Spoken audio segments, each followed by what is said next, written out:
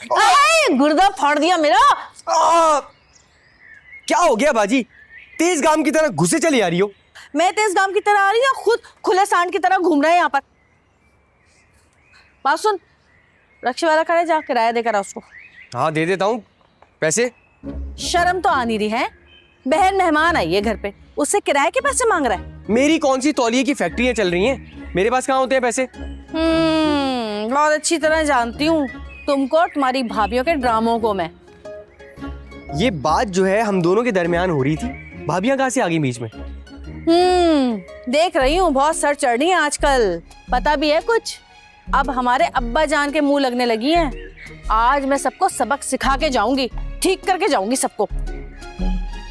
लो भाई, मलका बाजी के सब्ज कदम इस घर में पड़ गए, अब रोज जंग होगी। क्या? कुछ नहीं, जा रहा हूँ पैसे देने।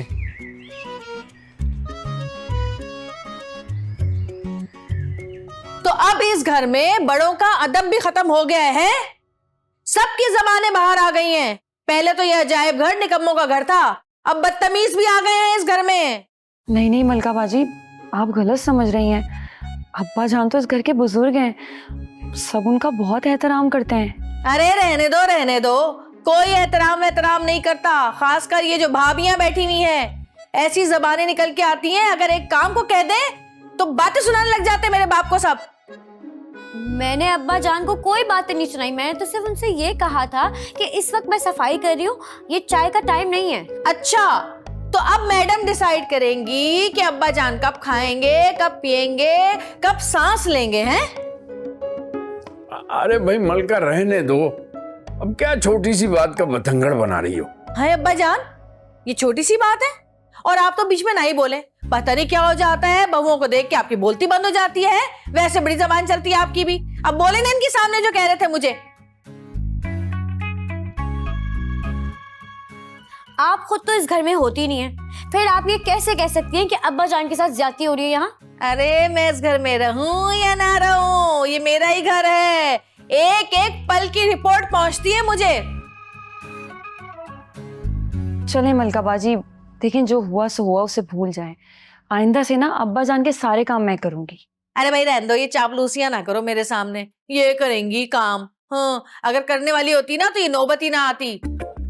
बस अब जब तक मैं यहाँ हूँ, अपने बाप के काम मैं खुद अपने हाथों से करूंगी। और एक बात याद रखना, ये घर अब्बा जान के नाम पर है। जब चाहे तुम सबको यूं चुटकियों में चलता कर सकते हैं इस घर से, इसलिए इस घर की मालकिन बनने की जरूरत नहीं है। तो इस घर में रहना कौन चाहता है?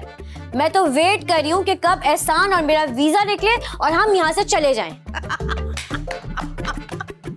अरे ट्रम्प तुम्हें अमेरिका में फटकने नहीं देगा। ऐसा लात मार के निकालेगा ना, और लात मारने की नौबत तो बाद में आएगी। पहले वीजा तो लगे, यूरोप अमेरिका जाएंगी। वीजा लगाने के लिए भी ना पैसे चाहिए होते हैं, और तुम्हारे पास तो ढेला नहीं है।